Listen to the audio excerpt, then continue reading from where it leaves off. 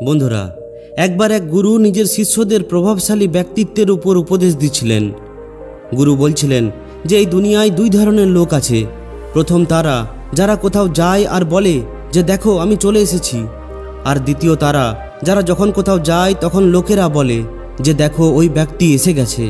আমাদের মধ্যে বেশিরভাগ লোকেরা নিজেদেরকে দ্বিতীয় প্রকারের লোকেদের সমূহেতে দেখতে চায়, কিন্তু কী কারণে আমাদের মধ্যে থাকা বেশিরভাগ লোকেরা সারা জীবনেও নিজেদের পরিচয় প্রতিষ্ঠা করতে পারি না, নিজেদের বিচার লোকেদের সামনে রাখতে পারি না, সারা জীবনে কাউকে প্রভাবিত করতে পারি না। জনসমূহের অনেক বড় একটা অংশ এটাকে নিজেদের একটা দুর্ভাগ্য বলে মেনে নেয় আর সারা জীবন অন্য কারোর দেখানো রাস্তার উপরে চলতে থাকে। আপনি বেশিরভাগ সময় এই ধরনের মানুষদের নিজেদের আশেপাশে দেখে থাকবেন, যারা আপনার থেকে অনেক বেশি বুদ্ধিমান না হওয়ার সত্ত্বেও নিজেদের জীবনে সাধারণ মানুষদের থেকে অনেক বেশি উন্নতি করে ফেলে। তাদের দেখে আপনি এটা ভাবতে বাধ্য হয়ে পড়বেন যে আসলে এমন কি জিনিস যেটা এদেরকে সফল করে তোলে। আর সবথেকে গুরুত্বপূর্ণ প্রশ্ন হলো, আপনি কি এই গুণকে নিজের মধ্যেও আনতে পারবেন? আপনাকে জানিয়ে রাখি যে ওই সমস্ত সফল ব্যক্তিদের কাছে লোকেদের জিতে নেওয়ার কৌশল আছে। সফলতার শিখরে তারা এমনি এমনি পৌঁছে যায়নি, তারা সমস্ত জায়গায় লোকেদের নিজের কথার মাধ্যমে প্রভাবিত করেছে আর তাদের বিশ্বাসকে জিতেছে। আপনি এটা জেনে খুবই অবাক হবেন যে এই কৌশল যে কেউ শিখতে পারে আর নিজেকে সফলতার ওই শিখরে পৌঁছাতে পারে। এর জন্য আপনাকে কিছু কথা নিজের মধ্যে লাগু করতে হবে। বেশিরভাগ লোকেরা এই কৌশলকে শেখার জন্য সারা জীবন আলাদা আলাদা লোকেদের পরামর্শ নিতেই থাকে, কিন্তু কোনো অভিজ্ঞ ব্যক্তির পরামর্শ না পাওয়ার জন্য তারা ব্যর্থ হয়ে পড়ে। গুরু এই সমস্ত কিছু বলেই চলেছিলেন। ঠিক তখনই এক শিষ্য উঠে দাঁড়ায় এবং বলে, গুরুদেব, আমার একটি প্রশ্ন আছে। আমি এটা বুঝতে পারছি না যে আমি কিভাবে লোকেদের মাঝে নিজের একটা পরিচয় গড়ে তুলতে পারি।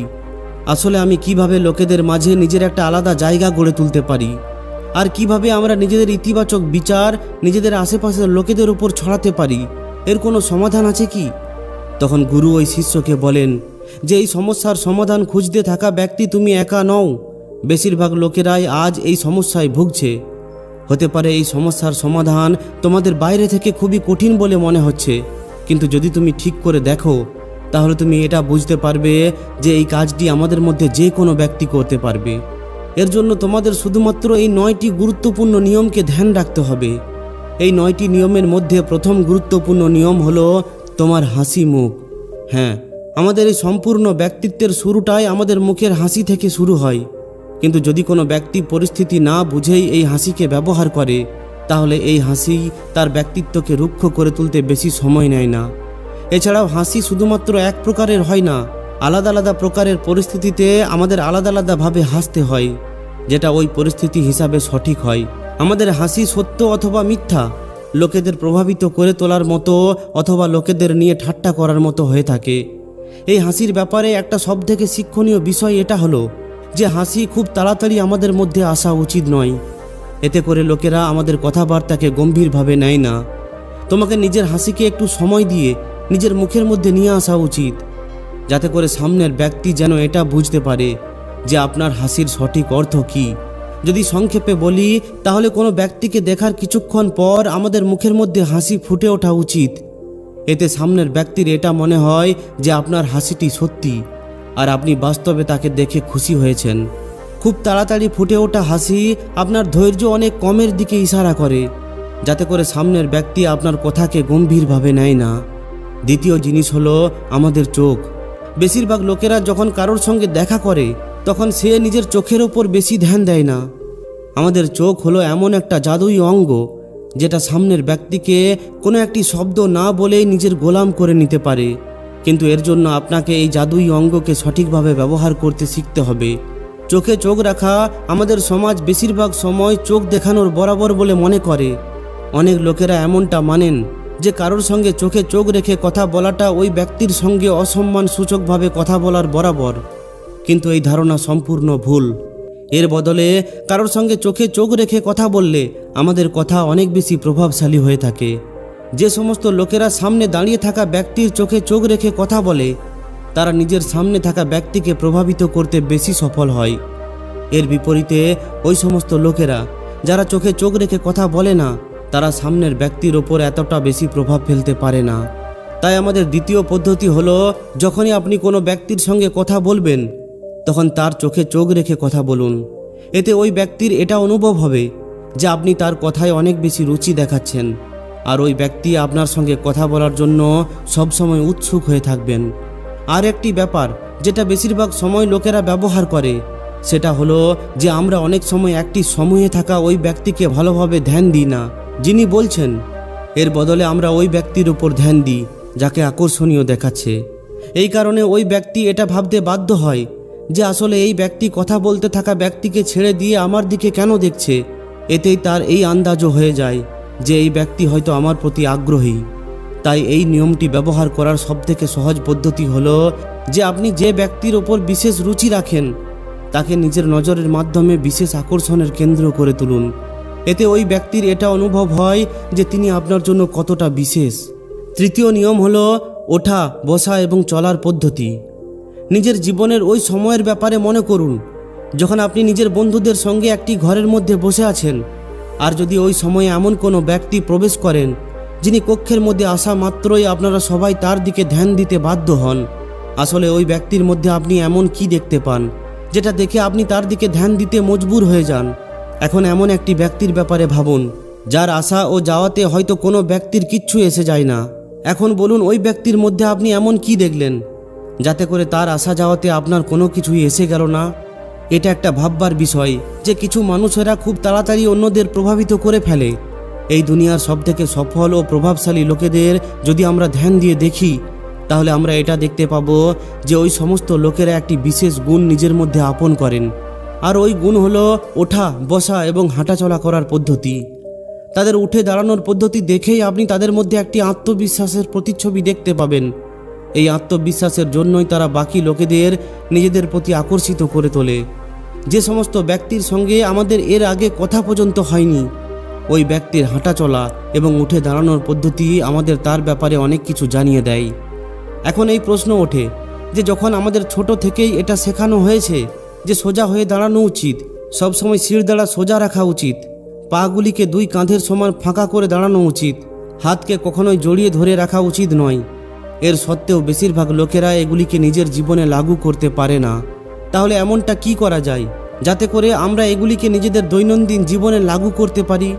এর জন্য আপনাকে এটা বোঝা খুবই দরকার যে সোজা হয়ে দাঁড়িয়ে থাকা আর নিজের শিরদাঁড়াকে আত্মবিশ্বাসের সঙ্গে সোজা করে রাখা হলো একটা অভ্যাস। এটা সব সময় ধ্যান রেখে করার মতো কোনো কাজ নয়। তাই কিছুদিন ক্রমাগত অভ্যাসের পর আপনি এটাকে নিজের একটি অভ্যাসের অংশ করে তুলতে পারেন।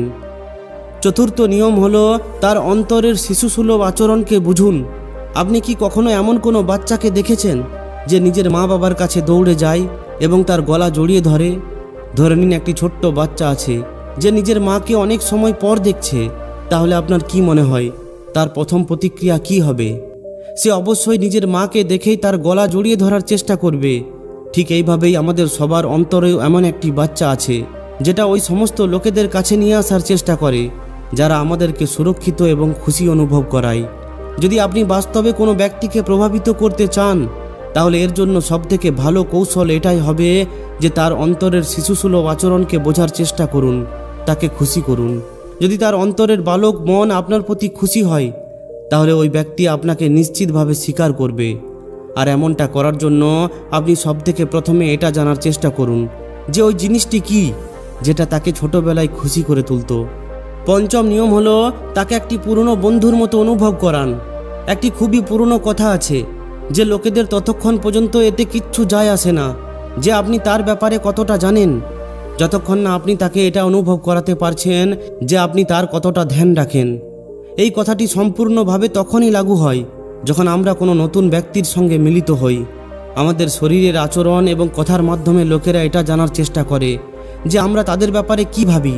তাই নিজের ব্যক্তিত্বকে আরও বেশি প্রভাবশালী করে তোলার জন্য আপনাকে আরও একটি অভ্যাস নিজের মধ্যে বিকশিত করতে হবে। সেটা হলো আপনার শরীরের আচরণের মাধ্যমে যেন এটা মনে হয় যেন আপনি সামনের ব্যক্তির অনেক বেশি খেয়াল রাখছেন। আমরা সবাই এটা জানি যে যখন আমরা কোনো নতুন ব্যক্তির সঙ্গে মিলিত হই তখন তাকে নিয়ে আমাদের মস্তিষ্কের মধ্যে নানা ধরনের বিচার চলতে থাকে। এই কারণে আমরা সঠিকভাবে এটা বুঝতে পারি না যে আমাদের কোন ব্যবহার সামনের ব্যক্তির ভালো লাগবে আর কোনটা খারাপ। এই কারণে যখন আমরা কোনো নতুন ব্যক্তির সঙ্গে মিলিত হই তখন তাড়াহুড়া করা থেকে আমাদের অবশ্যই বাঁচতে হবে, যাতে করে আমরা এমন কোনো কাজ করা থেকে বাঁচতে পারি যেটা সামনের ব্যক্তি পছন্দ করে না। এর বিপরীতে কিছু মানুষ এমনও আছে যারা খুবই সহজ হয়ে থাকে, তারা আমাদের সবথেকে কাছের বন্ধুবান্ধব হয়ে থাকে। যখন আমরা নিজেদের কোনো কাছের বন্ধুর সঙ্গে দেখা করি তখন আমাদের একদমই নার্ভাস বোধ হয় না, আমরা সম্পূর্ণ ধ্যান দিয়ে তাদের কথা শুনি আর কোনো ইতস্তত বোধ না করে নিজের কথাও তাকে বলি। এছাড়াও আমাদের শরীর ও মস্তিষ্ক সম্পূর্ণভাবে তার সঙ্গে থাকে। অর্থাৎ যখনই আপনি কোনো নতুন ব্যক্তির সঙ্গে মিলিত হবেন তখন আপনি এটা মেনে চলবেন যে তিনি আপনার একজন পুরনো বন্ধু, ওই পুরনো বন্ধু যার সঙ্গে আপনার অনেক বছর পর দেখা হচ্ছে। এতে করে আপনার অন্তরের সমস্ত তাড়াহুড়ো নিজে নিজেই দূর হয়ে যাবে। এর সঙ্গে সঙ্গে আপনার ওই ব্যক্তির সঙ্গে ব্যবহারও সম্পূর্ণভাবে বদলে যাবে। সেটা ওই ব্যক্তির অবশ্যই পছন্দ হবে, কারণ ওই ব্যক্তিটিও আপনার সঙ্গে প্রথমবার মিলিত হচ্ছে। এই কারণে তার মাথার মধ্যেও এই খেয়ালও আসবে যে তাকে কতটা এবং কি বলতে হবে। যদি আপনি সামনের ব্যক্তিকে এটা অনুভব করিয়ে দেন যে আপনি তার একটি খুবই কাছের বন্ধুর মতো, তাহলে সে খুব তাড়াতাড়ি আপনার অনেক কাছে চলে আসবে। এটা স্বাভাবিক যে আপনি তাকে এটা বলতে পারবেন না যে তিনি আপনার পুরনো বন্ধু, কারণ এটা সত্যি নয়। এটা তো শুধুমাত্র আপনার মস্তিষ্ককে জানাতে হবে। এটা জানার পর আপনার মস্তিষ্ক এমন আচরণ করা শুরু করবে যেন মনে হবে ওই ব্যক্তি আপনার অনেক পুরনো বন্ধু। এর সঙ্গে সঙ্গে আপনার শরীরের আচরণও পরিবর্তন হতে থাকবে আর আপনি ওই ব্যক্তির সঙ্গে আরও বেশি সহজ হয়ে উঠবেন। ষষ্ঠ নিয়ম হলো নিজেকে একটি বিশ্বস্ত ব্যক্তির মতো করে তুলুন। বেশিরভাগ সময় যখন আমরা কোনো ব্যক্তিকে মিথ্যা বলি তখন সে আমাদের বলা মিথ্যা ধরে ফেলে। আমাদের আচরণ হঠাৎ করে বদলে যায়, যাতে করে সামনের ব্যক্তির এটা মনে হয় যে হয়তো এই ব্যক্তি আমাকে মিথ্যা বলছে।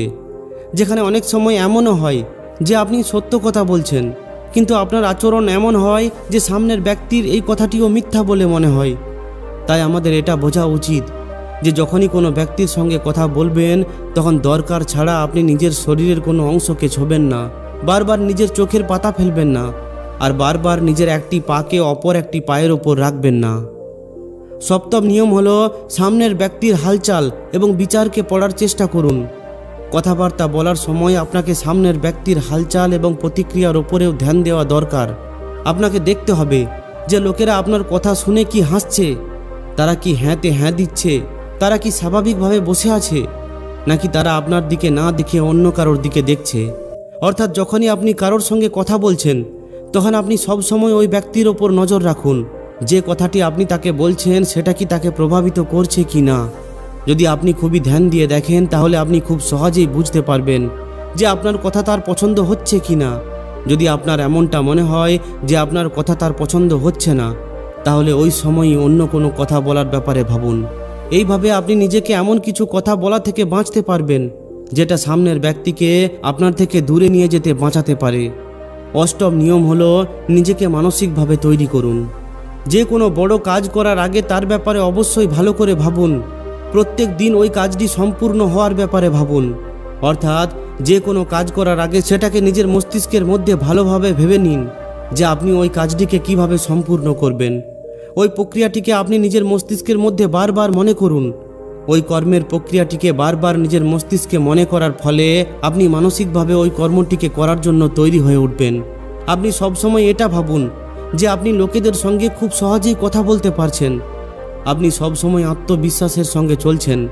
আপনি লোকেদের খুব ভালোভাবে বোঝাতে পারছেন।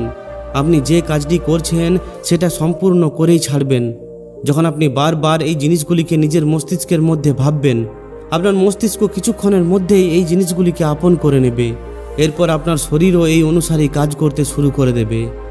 নবম নিয়ম হলো কথাবার্তা বলার পদ্ধতিকে প্রভাবী করে তুলুন। এই কথাটিতে বেশি কিছু আসে যায় না যে আপনি কি বলছেন, এর বদলে এটাতে আসে যায় যে আপনি ওই কথাটি কিভাবে বলছেন। এই জন্য যখনই আমরা কোনো ব্যক্তির সঙ্গে কথা বলবো তখন সম্পূর্ণ উল্লাসের সঙ্গে কথা বলা উচিত। এই ব্যাপারটির জন্য বেশি চিন্তা হওয়ার দরকার নেই যে আমি কি কথা বলবো, কারণ 80%-এরও বেশি সময় পার্থক্য শুধুমাত্র এতেই হয় যে আমরা কিভাবে কথা বলছি। এটা বলার পর গুরু নিজের উপদেশ সমাপ্ত করেন। ওই শিষ্য নিজের প্রশ্নের উত্তর পেয়ে যায়। এরপর সবাই গুরুকে ধন্যবাদ জানায় এবং আশ্রমে নিজের নিজের কাজে ব্যস্ত হয়ে পড়ে। তো বন্ধুরা, আশা করি ভিডিওটি আপনাদের খুবই ভালো লেগেছে। যদি ভিডিওটি শিক্ষামূলক বলে মনে হয়ে থাকে তাহলে অবশ্যই একটি লাইক ও শেয়ার করে দিন। আর এই ধরনেরই আরও ভিডিও পাওয়ার জন্য আমাদের এই চ্যানেলটিকে অবশ্যই সাবস্ক্রাইব করে নিন। ধন্যবাদ।